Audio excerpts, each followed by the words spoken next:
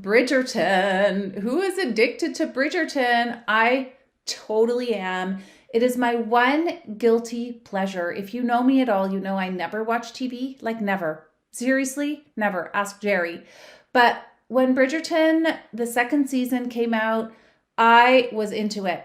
Why? Well, that's what I'm going to go into this in this video to kind of parse apart, like, why women love Bridgerton.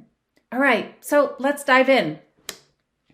The number one reason we like Bridgerton is because it is the ultimate show and display of masculine and feminine energy.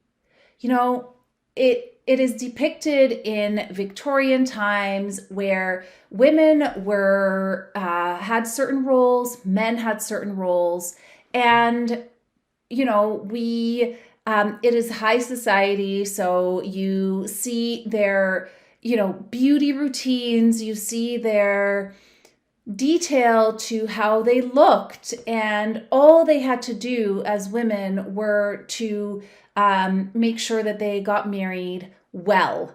And, let's face it, I think inside all of us is a feminine woman who just wants to be taken care of and who really just wants to be able to connect to her femininity in that kind of way, in a frivolous kind of way, in a way where we don't have to worry about bills, we don't have to worry about managing our lives and our money and all of that kind of stuff that modern society has made out to be this great thing, but really in our hearts is a burden as well. So it's a guilty pleasure to imagine what it might be like during those times, especially, like I said, in the privileged families, to not have to worry about money, to not have to worry about working, to not have to worry about managing the household at all. You're just, as a woman, asked to present yourself in a certain way, which to us sounds great because we don't get to do that very often. And that's it. And the man or the men, the father or the husband takes care of the rest. And that is so relaxing and enticing. That's my first point. Now, number two, there is the romance. I don't think in those times there was necessarily as much romance and perfection as this show is depicting.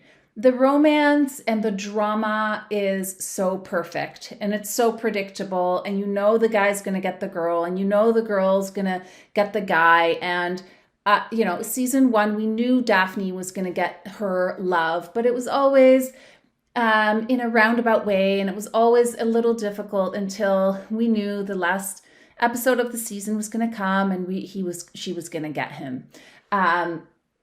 Same with season two. If you haven't watched it yet, don't listen to this because this will give it away. But we know from the first episode, we want those two, Kate and Anthony, to be together. We want it so badly. We want it so badly as if it is ourselves wanting it.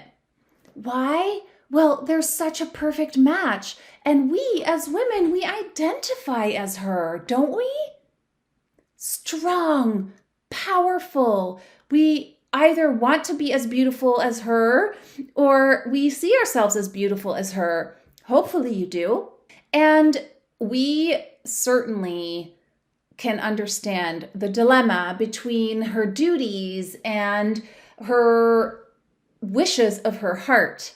And, she's so strong and she's so powerful, which we also identify with.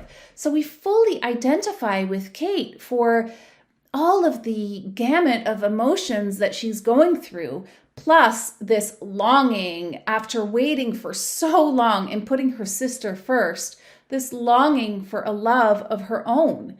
And which I'm sure you can relate to if you're single. You have that longing certainly as well. And I remember that longing, and watching this series certainly helped me feel so grateful that I found and attracted this incredible man into my life. So the romance is definitely a draw. women are very attracted to romance. Men are more attracted to romance and sex, but there's a good mixture of both. And Jerry watches the show with me.